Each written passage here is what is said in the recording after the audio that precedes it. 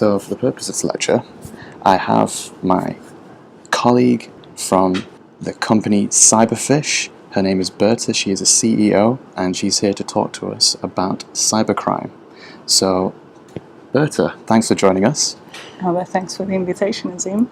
No problem. So, for the first question, just wanted to know if you could just tell us a bit more about the company Cyberfish and what it is that you do. The Cyberfish is a unique company within the cybersecurity market because we offer cyber psychology solutions. My background is both within psychology and cybersecurity, so that gave me the idea of creating a new service offering within this space because I was missing solutions on the market that would really address the human element within cybersecurity, and the solutions that we're offering really have that offer the opportunity to understand your defenses, to understand the corporate cybersecurity defenses from a behavioral perspective, and we're using this information to develop not just the awareness, the general awareness of employees, but also the capabilities of cyber incident response teams. And we're occupying that space at the moment within the market. Okay, brilliant. And it's pretty clear from your experience that you are exposed to quite a wide range of companies. And I was wondering, based on your experience, what are the main forms of cybercrime you would say are the most common within the corporate world? I would say phishing is the most widespread form of attack, and there's lots of forms of phishing, but I would say most of the exposure is based on how individuals might have a less precise approach to understanding information, and also based on our experience, it's people who have a less critical judgment, and they tend, the people who click on these phishing emails tend to score lower on precision, and they also have a lower score on the critical judgment, so they might make decisions based on their gut feeling and not on rational, not actually looking at the information from a critical perspective and double checking that everything's fine with the email. So there's that. There's also lots of other human errors that could lead to data breach or compromise of cybersecurity systems, starting with small things such as sending the wrong emails to people, leaving sensitive documents when traveling, commuting, even visual hacking, when people sit next to you on a train and they look at your screen and they can see what you're working on. So there's lots of things that cyber criminals, or even just people who want to take advantage of your information can use and exploit people, and through people, companies. Okay. Well, no, that really does hone in a lot of aspects, a lot of themes you mentioned. For example, human error versus awareness, for example. A lot of research in the past has only taken consideration the lack of knowledge people have in order to protect themselves, but not so much on perhaps human error. And this leads me nicely into the next question, which is, have you actually noticed any flaws with past methods of introducing secure behavior within the workplace? So yes, we've developed a framework which is called the Cyberfish Responsible Online Behaviors Framework, that is based on six facets. That if people follow these guidelines or behaviors, then they're limiting their exposure to digital threats. The first one that I think I can share is, for example, as we were talking about precision, the way you handle information and tasks. It needs to be organized, and you need to make sure that you pay attention to the to small details. So people who demonstrate these behaviors are less likely to make mistakes within a digital environment as well. So double checking where you send the emails, double checking if an email is a phishing or not, if it's a valid email or not, if there's any telltale signs that people could see in an email, and that there needs to be a willingness and an actual ability of someone to be able to pick that. The other thing is helpfulness. If someone's really helpful, that could be used by social engineering attacks. And I think people who score higher on the helpful scale could be exploited. From what you're saying, it looks like past methods haven't really addressed in terms of personality differences and individual differences and just the way we react and just the element of human error which you touched upon previously. And actually what I've noticed on your website, for instance, you've highlighted two types of interventions. One is the cyber attitudes assessment, and the other is the behaviorist assisting wargaming exercises. Would you be able to explain briefly what these involve? Definitely, as you were saying, we're looking at the individual differences within teams, and with the CAAs, the cyber attitudes assessment, we're creating a heat map of organizations based on our the positive response, positive behaviors framework. We have a diagnostic tool which is called the CAA that looks at how different people in a team score within these error areas.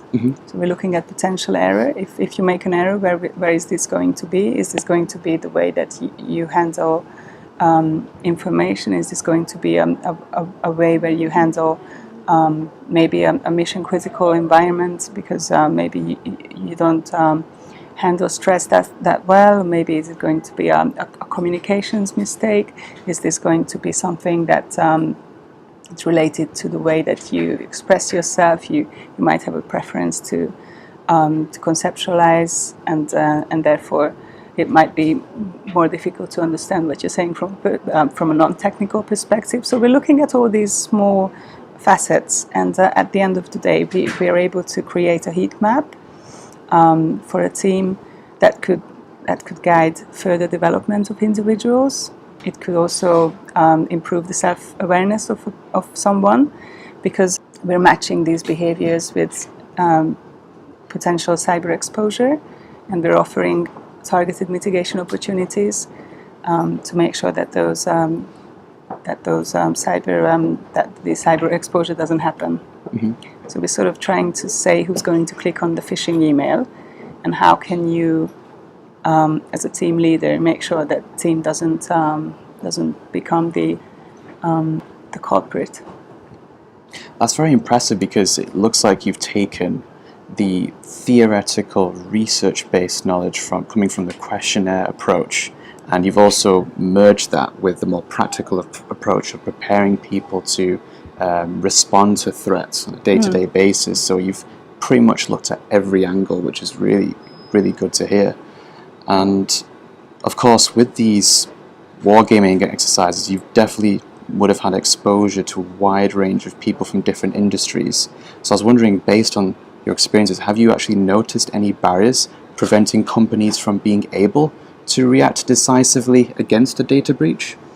I think most wargaming exercises are done with a technical goal, and all the training is done with the technical development in mind. And very, very rarely do I see, obviously, I'm talking about organizations outside the military environment, but in, let's say, in a corporate sector, I see very few organizations who actually pay attention to the team dynamics, to the behaviors of people who are on the incident response team, and actually facilitate exercises where you can role play different incident scenarios and see how people from HR, for example, people from PR or customer services, who would be naturally involved in the handling of an exercise, an actual critical situation. How does that team function?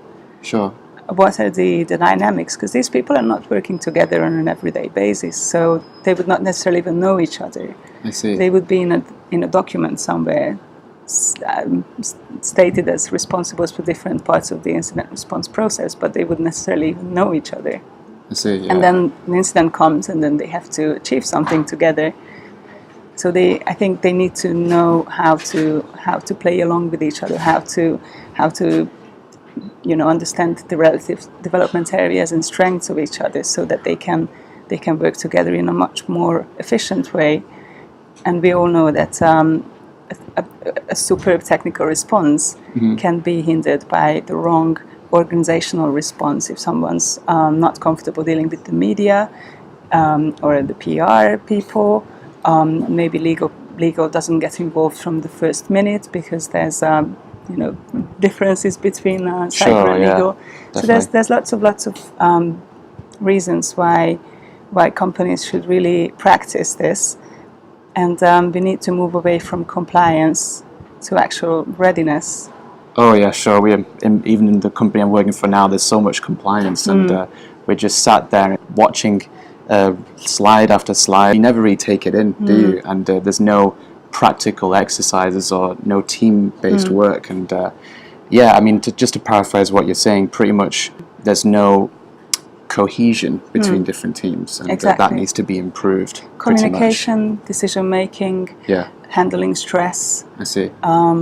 Understanding, how other people manage their teams, and basically understanding each other. Sure. And ourselves as well. Because a stressful situation, your behavior will change in a stressful situation, and you need to know how does it change. And if you're never actually exposed, you can be surprised by how difficult it can be when you're really out there and you need to make progress in a very short time. So just one last question. I just want to know, based on your findings from your cyber attitude assessment, I want to see if there's any statistics or trends you could show us in terms of anything that's really stood out for you in terms of what you found from people who have took part in your questionnaires. I think it's really down to self-awareness. I've seen lots of people surprised by their own self-evaluation results. I see. There's a limited awareness to how people see themselves. There are lots of blind spots, especially when you put behavior to a cybersecurity context, and especially when you look at behaviors that could expose you to specific cyber threats. So we've seen lots of wow moments with people who, when it all comes together and they actually see, okay, this is what I do, and they know that they do that, but how could it expose them to a cyber threat? And how could these behaviors expose them to do the wrong thing when they're in a mission critical situation? So I think it's all down to the self-awareness and really shedding some light on those blind spots.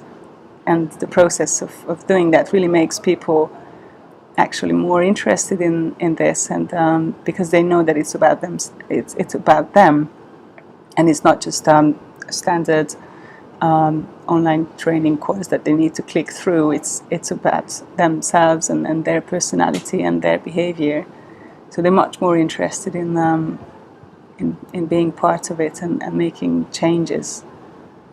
I see. Well, yeah, that's very fascinating. I can see how it's a very transformational process for that individual and for those that are involved in your exercises. And I'd like to wish you best of luck with it all. And I think it's very good you're doing this, because there's not many companies that I've been involved with that actually take this as seriously as you do. So thanks very much for your time. And you're welcome. I hope for the Udemy students listening, you've benefited from the insights we've shared here, but we'll definitely touch upon these topics a bit more in the later lectures. Thank you very much.